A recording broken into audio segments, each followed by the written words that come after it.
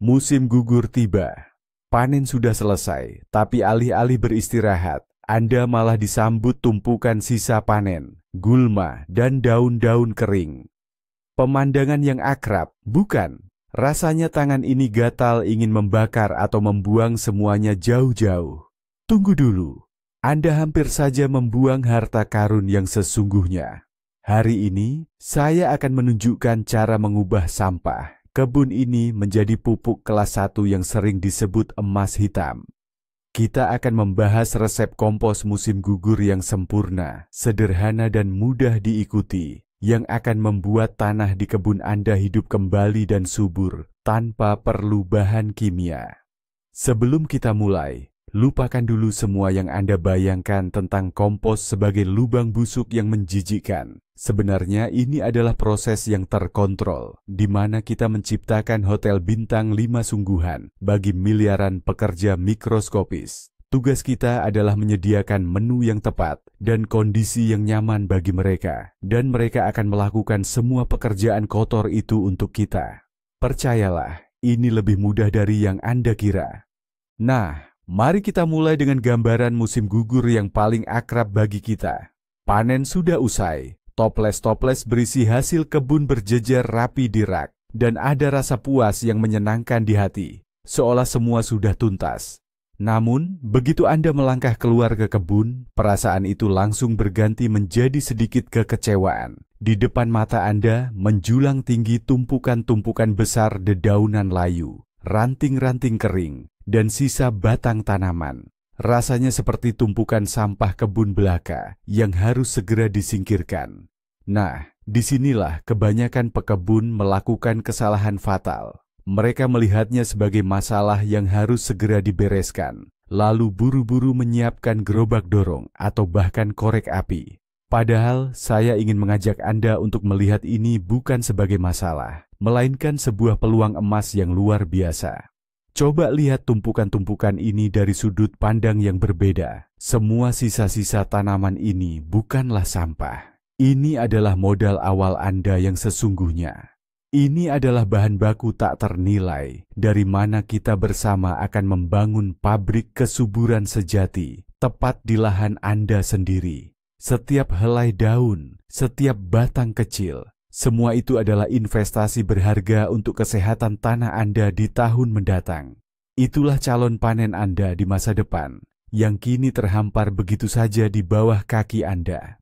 Banyak pekebun, saat mendengar kata kompos, membayangkan sesuatu yang kurang menyenangkan. Semacam tumpukan busuk berbau tak sedap di sudut terjauh lahan, yang bahkan tidak ingin didekati.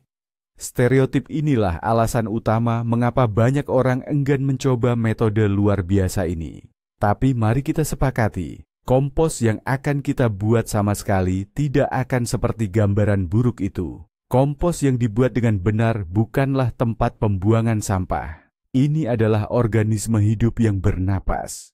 Bayangkan sebuah sarang lebah raksasa, di mana miliaran bakteri, jamur, dan cacing tanah bekerja keras. Bukan lebah.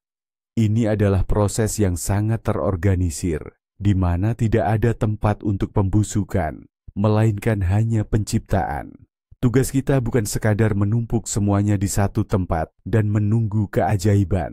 Tugas kita adalah menjadi pengelola ekosistem mini ini, menciptakan kondisi ideal bagi para pekerja tak terlihatnya. Dan percayalah, mereka akan membalasnya dengan produk berkualitas yang tidak akan Anda temukan di pusat kebun manapun.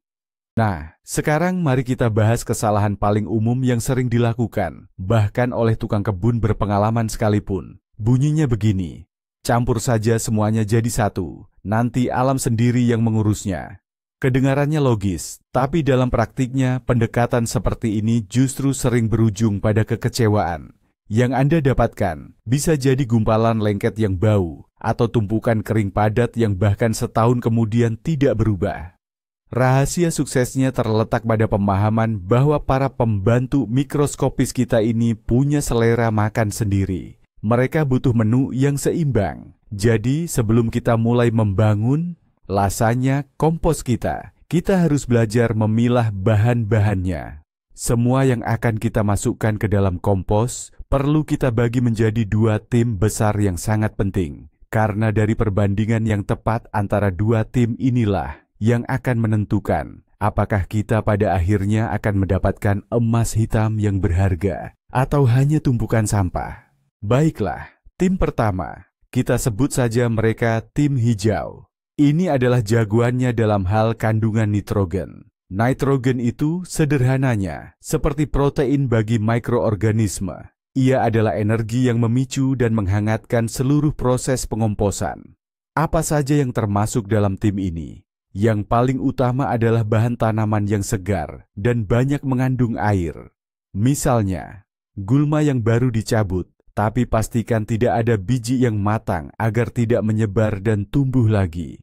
Daun-daun wortel, bit, labu, atau mentimun. Semua ini adalah bahan hijau yang sangat bagus.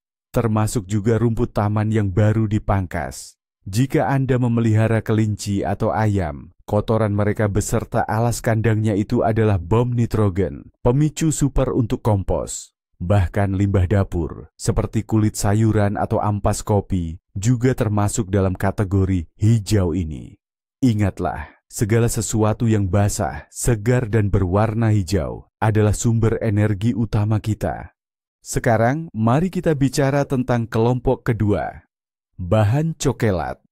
Jika bahan hijau adalah sumber energi dan protein, maka bahan cokelat ini adalah sumber karbohidrat dan serat. Peran mereka tak kalah penting. Karbon dari bahan cokelat ini merupakan bahan dasar pembentuk tubuh mikroorganisme itu sendiri. Selain itu, bahan cokelat juga akan membuat kompos kita nanti menjadi gembur, berongga, dan memiliki struktur yang baik. Ini mencegah tumpukan kompos memadat menjadi gumpalan yang padat dan tanpa sirkulasi udara. Lalu, apa saja yang termasuk dalam kelompok ini? Hadiah utama dari musim gugur tentu saja adalah daun-daun kering yang berguguran. Jangan buru-buru membakarnya. Ini adalah bahan cokelat yang sangat berharga. Termasuk juga ranting-ranting tipis yang sudah dicincang setelah pemangkasan pohon dan semak belukar. Jerami, rumput kering, serbuk gergaji, koran bekas tanpa tinta berwarna, dan kotak kardus. Semua ini adalah sumber karbon yang sangat baik. Ingat, semua yang kering, keras, dan bergemerisik, itulah tulang punggung dan paru-paru kompos kita nantinya. Inilah rahasia utamanya, proporsi emas yang membedakan kompos sempurna dari kegagalan total. Bayangkan Anda sedang membuat kue lapis. Untuk setiap satu bagian isian hijau yang lembab dan kaya nutrisi, kita perlu menambahkan sekitar 2, atau bahkan lebih bagus lagi, 3 bagian adonan coklat yang kering. Ingat rumus sederhana ini, 1 bagian nitrogen berbanding 2 hingga 3 bagian karbon. Mengapa rasio ini begitu krusial? Jika Anda terlalu banyak menambahkan bahan hijau, tumpukan kompos Anda akan kekurangan udara, berubah menjadi massa yang lengket dan berbau tidak sedap seperti amonia. Sebaliknya, jika terlalu banyak bahan coklat, proses pengomposan justru tidak akan berjalan. Tumpukan akan tetap kering dan dingin dalam waktu yang sangat lama, karena bakteri tidak memiliki cukup makanan dan energi untuk memulai aktivitasnya. Keseimbangan inilah yang menciptakan lingkungan ideal, cukup lembab, cukup berudara, dengan nutrisi dan bahan bangunan yang memadai untuk para mikro pembantu kita. Nah, sekarang kita bahas tentang persiapan bahan-bahan kompos. Bayangkan, Anda harus makan 1 semangka utuh. Tentu saja Anda tidak akan mencoba menelannya bulat-bulat, kan? Anda pasti akan memotongnya menjadi bagian-bagian kecil. Nah, sama juga ceritanya dengan mikroorganisme di dalam kompos. Mereka tidak punya gigi untuk menggerogoti batang jagung yang besar atau seluruh bonggol kubis. Semakin luas permukaan yang bisa mereka garap atau tempeli, semakin cepat proses penguraiannya. Jadi, prinsip utamanya dalam persiapan bahan kompos adalah cacah atau potong-potonglah semua yang bisa Anda cacah. Batang tebal seperti dari bunga matahari, tomat, atau bonggol sisa kubis sebaiknya dicacah menggunakan sekop atau gunting pangkas menjadi potongan sekitar 5-10 cm. Ranting-ranting tipis akan sangat baik jika bisa dilewatkan melalui mesin pencacah kebun jika Anda memilikinya. Jika tidak punya, jangan khawatir. Cukup gunakan kapak kecil untuk memotongnya. Daun-daun kering juga sebaiknya dihancurkan, misalnya dengan melindasnya menggunakan mesin pemotong rumput. Langkah sederhana ini akan mempercepat proses pematangan kompos Anda, bukan hanya dalam hitungan minggu, melainkan berbulan-bulan. Baik, sekarang mari kita bahas hal yang sangat-sangat penting. Mari kita susun daftar larangan atau stop list.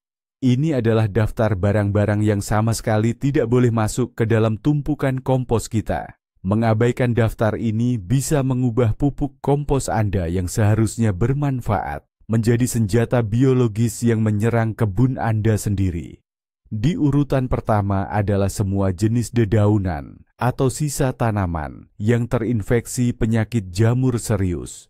Terutama, ini termasuk daun tomat dan kentang yang menunjukkan gejala Phytophthora, serta timun dan labu yang terserang embun tepung, powdery mildew. Spora-spora penyakit ini sangat ulet dan sulit mati.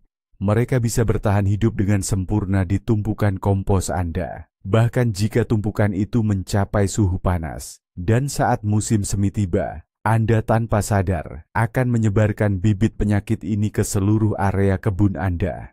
Jangan ambil risiko. Semua sisa tanaman yang sakit harus segera dibakar tanpa ampun atau dibuang jauh dari area kebun Anda. Kesehatan hasil panen Anda di masa depan jauh lebih berharga. Mari kita lanjutkan daftar pantangan kita. Di urutan kedua, setelah tanaman yang sakit adalah gulma menahun yang membandel, terutama yang berkembang biak melalui potongan rimpang. Mereka adalah terminator di dunia tumbuhan. Contohnya, rumput gerinting atau jenis gulma lain yang sangat sulit dikendalikan. Jika Anda membuang akarnya ke tumpukan kompos, Anda tidak akan membasminya. Justru, Anda menciptakan kondisi ideal bagi mereka untuk berkembang biak. Mereka akan dengan senang hati bertahan hidup dan berkembang biak di tumpukan yang hangat dan kaya nutrisi itu. Lalu ketika Anda menyebarkan kompos tersebut, tanpa sadar, Anda juga akan menyebarkan gulma-gulma ini ke seluruh bedengan Anda. Hal yang sama berlaku untuk gulma apapun yang bijinya sudah matang. Bagi mereka, tumpukan kompos bukanlah kuburan, melainkan inkubator yang sempurna. Anda akan mendapatkan jutaan biji yang siap tumbuh, tercampur rata dengan pupuk yang luar biasa. Percayalah, hadiah semacam ini jelas tidak Anda inginkan. Jadi, saat mencabut gulma, berhati-hatilah. Jika tanpa akar dan tanpa biji, silakan masukkan ke kompos. Namun, dalam kasus lain, lebih baik dibakar saja. Baiklah, soal bahan-bahan sudah kita bereskan. Sekarang, kita perlu memilih lokasi yang tepat untuk dapur kesuburan kita. Memilih tempat yang pas itu separuh dari keberhasilan loh. Kesalahan terbesar adalah menempatkan tumpukan kompos di area yang terbuka dan terkena sinar matahari langsung. Sinar matahari akan membuatnya cepat kering kerontang tanpa ampun. Anda akan terpaksa bolak-balik menyiramnya terus-menerus. Kalau tidak, semua proses penting di dalamnya bisa terhenti. Lokasi yang ideal adalah di sudut taman yang teduh dan tersembunyi. Misalnya, di bawah kanopi pohon besar atau di balik bayangan gudang. Dengan begitu, tumpukan kompos akan terlindungi dari terik matahari dan bisa mempertahankan kelembapan berharganya. Penting juga untuk memastikan lokasi tersebut mudah diakses dengan gerobak dorong. Ingat, Anda perlu membawa bahan baku masuk dan juga mengambil hasil jadi yang sudah siap. Dan satu hal lagi yang perlu diingat, jangan menempatkan komposter di area rendah yang sering tergenang air. Kelembapan berlebih akan mengusir udara, dan alih-alih proses aerobik yang tepat, Anda justru akan mendapatkan pembusukan. Baiklah, lokasi sudah dipilih, bahan baku juga sudah disiapkan dan dipilah. Sekarang kita masuk ke tahap paling kreatif, menyusun tumpukan kompos kita yang prosesnya mirip sekali dengan membuat lasagna Italia. Jangan hanya asal menumpuk semua bahan menjadi satu. Kita akan menyusun komponen-komponen ini dengan rapi, berlapis-lapis. Di bagian paling bawah, langsung di atas tanah, pastikan untuk meletakkan lapisan drainase terlebih dahulu. Ini bisa berupa ranting-ranting kecil, serpihan kayu, atau batang bunga matahari. Lapisan setebal sekitar 15 hingga 20 cm ini akan mencegah tumpukan kompos terlalu padat di bagian dasar dan memastikan aliran udara yang cukup dari bawah. Kemudian, di atas bantalan ini, kita letakkan lapisan bahan coklat, seperti daun-daun kering. Lalu di atasnya kita letakkan lapisan bahan hijau yang lebih tipis, misalnya rumput potong atau sisa-sisa tanaman. Teruslah bergantian dengan pola ini. Lapisan tebal bahan kering dan remah, lalu lapisan tipis bahan yang lebih basah dan lembab. Cara ini akan menciptakan struktur yang ideal dan memastikan distribusi udara, kelembapan, serta nutrisi yang merata di seluruh tumpukan kompos. Nah, komponen penting selanjutnya dalam resep pengomposan kita adalah air. Tanpa kelembapan yang pas, semua proses di dalam kompos tidak akan bisa berjalan. Bayangkan saja sebuah spons kering, pasti terasa keras dan seolah tanpa kehidupan, bukan? Tapi begitu kita basahi, spons itu akan melunak dan siap bekerja. Hal yang sama juga berlaku untuk mikroorganisme. Mereka hanya bisa aktif dan bekerja di lingkungan yang lembab. Tingkat kelembapan ideal untuk tumpukan kompos kita adalah seperti spons yang sudah diperas dengan baik. Jika Anda menggenggam segenggam kompos dan meremasnya, air seharusnya tidak menetes keluar. Namun, telapak tangan Anda harus terasa lembab. Lalu, bagaimana cara kita mencapai tingkat kelembapan yang ideal ini? Jika sedang musim hujan, alam biasanya sudah cukup membantu mengurus kelembapan kompos Anda. Namun, jika cuaca sedang kering, jangan malas untuk menyirami setiap lapisan kompos saat Anda menumpuknya. Cukup siram saja menggunakan gembor atau selang air. Dan selanjutnya, jika tidak ada hujan dalam waktu yang cukup lama, jangan lupa periksa tumpukan kompos Anda dan lembabkan jika diperlukan. Ingat baik-baik, tumpukan kompos yang terlalu kering itu ibarat tumpukan yang sedang tertidur. Kami telah menyediakan makanan dan air untuk para mikroba pekerja kami. Kini tersisa elemen ketiga yang sangat penting, udara, atau lebih tepatnya, oksigen. Bakteri yang berperan dalam menghasilkan kompos yang baik dan benar dikenal sebagai bakteri aerob. Artinya, mereka membutuhkan oksigen untuk dapat hidup dan bekerja dengan optimal.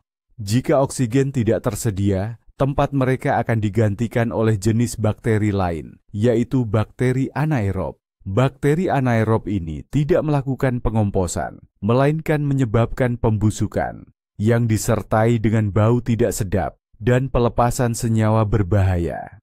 Agar hal ini tidak terjadi, tumpukan kompos kita perlu bernapas.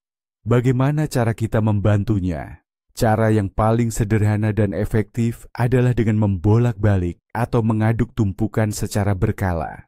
Setidaknya sekali dalam 2 hingga 3 minggu, atau lebih baik lagi seminggu sekali, kita perlu menggunakan garpu untuk membalik dan mencampur lapisan-lapisan kompos. Mungkin terdengar seperti pekerjaan yang berat, padahal sebenarnya hanya membutuhkan waktu sekitar 10-15 menit. Membolak-balik tidak hanya memperkaya tumpukan dengan oksigen, tetapi juga meratakan dan mencampur lapisan-lapisan, sehingga mempercepat proses penguraian berkali-kali lipat. Ini ibarat kita menambahkan kayu bakar ke dalam tungku. Api akan langsung menyala lebih panas, dan prosesnya lebih cepat. Saat Anda mengunjungi pusat kebun atau toko pertanian, Anda mungkin sering melihat kemasan berwarna-warni di rak-rak, bertuliskan pemicu kompos, bioaktivator, dan sejenisnya. Para pemasar mengklaim bahwa tanpa bubuk ajaib ini, proses dekomposisi kompos Anda akan memakan waktu bertahun-tahun. Memang, produk-produk ini mengandung kultur mikroorganisme bermanfaat dan bisa sedikit mempercepat prosesnya. Tapi, jujur saja, dalam banyak kasus, ini hanyalah pemborosan uang yang tidak perlu. Mengapa? Karena semua bakteri dan jamur yang dibutuhkan sebenarnya sudah ada di kebun Anda. Mereka hidup di tanah, pada dedaunan kering yang berguguran, dan sisa-sisa tanaman lainnya. Anda tidak perlu membelinya. Yang Anda butuhkan hanyalah menciptakan kondisi yang tepat bagi mereka untuk berkembang. Ingin sedikit membantu dan mempercepat proses di tumpukan kompos Anda? Caranya sangat mudah. Cukup ambil sekop kecil tanah subur dari bedengan Anda atau segenggam kompos matang dari tahun lalu taburkan di sela-sela lapisan bahan kompos baru Anda. Ini akan menjadi aktivator terbaik dan benar-benar gratis. Mari kita bahas strateginya. Dalam pengomposan, ada dua pendekatan utama atau metode yang bisa Anda pilih, bergantung pada tujuan dan berapa banyak waktu luang yang Anda miliki. Pendekatan pertama adalah pengomposan panas, hot composting. Ini adalah metode yang sangat aktif dan intensif. Jika Anda melakukannya dengan benar, yaitu menjaga keseimbangan bahan organik, kelembaban yang pas, dan sering membalik tumpukan, suhunya di bagian dalam bisa naik drastis, mencapai 50, 60, bahkan sampai 70 derajat Celcius. Pada suhu setinggi itu, proses penguraian berlangsung luar biasa cepat. Secara harfiah, hanya dalam 1,5 hingga 2 bulan, tumpukan sampah Anda bisa berubah menjadi pupuk kompos siap pakai. Selain itu, suhu tinggi ini juga efektif membunuh sebagian besar benih gulma dan mikroba patogen yang tidak diinginkan. Namun, metode ini memang menuntut partisipasi aktif dari Anda. Tumpukan kompos perlu dibalik secara teratur, biasanya setiap 4-7 hari sekali, untuk mempertahankan panas internal dan proses pembakaran mikroba tersebut. Jadi, ini adalah pilihan tepat bagi Anda yang menginginkan hasil cepat dan bersedia meluangkan sedikit tenaga. Metode yang kedua ini adalah kebalikan mutlak dari metode pertama. Ini adalah pengomposan dingin, atau yang sering dijuluki metode untuk si pemalas. Prosesnya di sini sangat sederhana sekali. Anda hanya perlu menata tumpukan kompos dengan benar sekali saja, memastikan lapisan-lapisan tersusun rapi dan memiliki kelembaban yang pas. Lalu, selesai. Anda bisa langsung melupakannya. Anda tidak perlu mengaduk, memeriksa, atau mengontrolnya sama sekali. Anda membiarkan alam melakukan tugasnya dengan kecepatannya yang alami dan santai. Tentu saja, prosesnya akan berjalan jauh lebih lambat. Tumpukan kompos tidak akan terlalu panas, dan kompos matang baru akan Anda dapatkan bukan dalam 2 bulan, melainkan kemungkinan besar setelah 1 tahun, bahkan bisa mencapai 1,5 tahun. Namun, metode ini hampir tidak membutuhkan tenaga dan usaha apapun dari Anda. Cukup ditata, lalu biarkan saja. Ini adalah pilihan yang sempurna jika Anda memiliki sedikit waktu, atau jika Anda hanya tidak ingin repot dengan garpu pengaduk. Hasilnya tetap akan Anda dapatkan. Anda hanya perlu sedikit bersabar. Nah, setelah sekian waktu berlalu, bagaimana kita tahu kalau emas hitam kita ini sudah siap digunakan? Ada 3 tanda pasti dari kompos yang sudah matang sempurna, yang tak akan Anda salah kenali. Pertama, perhatikan warna dan teksturnya. Kompos yang sudah jadi akan berwarna gelap, hampir hitam, memiliki tekstur yang seragam dan gembur.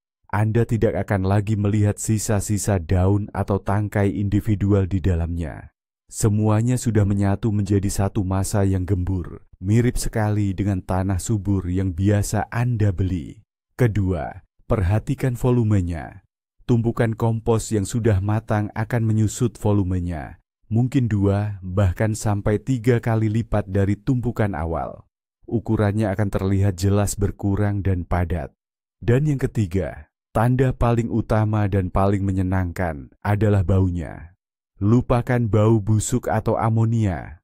Kompos yang matang sempurna memiliki aroma yang segar dan khas, seperti bau tanah hutan setelah hujan.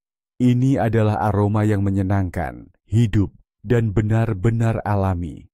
Jika Anda telah melihat, merasakan, dan mencium ketiga tanda ini, selamat. Pabrik kesuburan pribadi Anda telah berhasil menciptakan kumpulan produk berkualitas premium.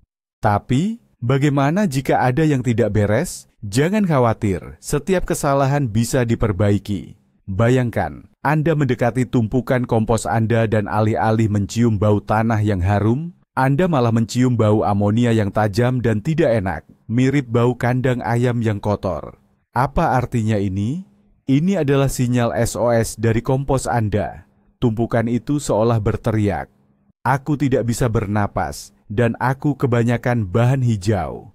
Bau seperti ini muncul ketika Anda terlalu banyak memasukkan komponen hijau atau kaya nitrogen, dan sirkulasi udara di tumpukan kurang. Solusinya sangat sederhana. Gunakan garpu kompos Anda dan aduk rata seluruh tumpukan. Kemudian, tambahkan lebih banyak material coklat atau kering, seperti daun kering, jerami, serbuk gergaji, atau kardus sobek. Bahan-bahan ini akan menyerap kelebihan kelembaban, memberikan struktur yang baik, dan memastikan aliran oksigen. Dalam beberapa hari, bau tak sedap itu seharusnya akan hilang. Namun, ada kalanya justru terjadi hal sebaliknya. Seminggu, 2 minggu berlalu, Anda mendekati tumpukan itu dan menyentuhnya. Tapi rasanya dingin, seolah-olah baru kemarin Anda menyusunnya. Tidak ada tanda-tanda kehidupan, prosesnya jelas tidak berjalan. Apa kira-kira penyebabnya? Biasanya, ada 2 penyebab utamanya. Penyebab pertama dan yang paling mungkin adalah tumpukan Anda kekurangan kelembaban. Tumpukan itu sudah mengering. Ingat, bakteri membutuhkan air. Tanpa air, mereka tidak akan bisa bekerja. Solusinya jelas, ambil selang dan siramlah seluruh tumpukan itu sampai basah merata, hingga terasa lembab seperti spons yang sudah diperas. Penyebab kedua yang mungkin adalah kekurangan energi hijau. Mungkin Anda terlalu banyak memasukkan komponen coklat, sehingga mikroorganisme tidak memiliki cukup nitrogen untuk menyalakan mesin mereka dan memulai proses dekomposisi. Dalam kasus ini, tambahkan rumput segar yang baru dipotong, sisa-sisa dapur, atau sedikit kotoran ayam ke dalam tumpukan, lalu aduklah semuanya hingga merata. Ini akan menjadi seperti pengisian bahan bakar yang akan segera memicu dan memulai kembali proses dekomposisi. Dan inilah puncaknya. Di tangan Anda kini ada 1 gerobak penuh kompos yang matang, gembur, dan kaya akan kehidupan. Lalu, bagaimana cara memanfaatkannya secara optimal? Ini adalah pupuk serbaguna terbaik yang tak akan Anda temukan bandingannya. Ketika menanam sayuran di musim tanam, seperti tomat, cabai, atau labu, tambahkan 1 hingga 2 genggam penuh langsung ke dalam setiap lubang tanam. Ini akan memberikan awal yang kokoh bagi tanaman Anda dan menjamin pasokan nutrisi yang berlimpah untuk waktu yang lama. Kompos yang matang ini juga berfungsi sebagai mulsa yang sangat ideal.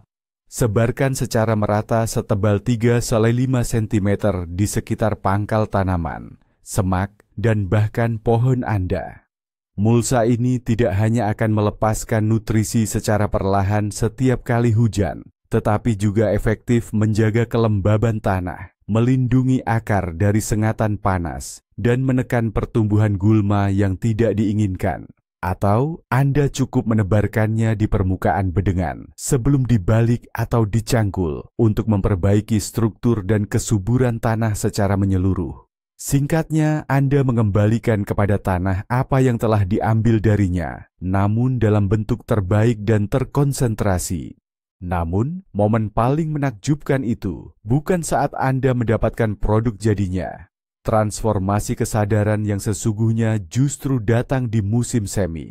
Anda mendekati tempat di mana di musim gugur, lalu Anda meninggalkan tumpukan sampah kebun yang kurang sedap dipandang. Saat Anda memasukkan tangan ke dalamnya, alih-alih merasakan sesuatu yang licin dan membusuk, Anda merasakan kehangatan. Anda menggenggam segumpal tanah yang gembur, hidup, dan beraroma hutan. Pada detik itu, Anda menyadari bahwa Anda telah menjadi saksi sekaligus bagian dari keajaiban sejati.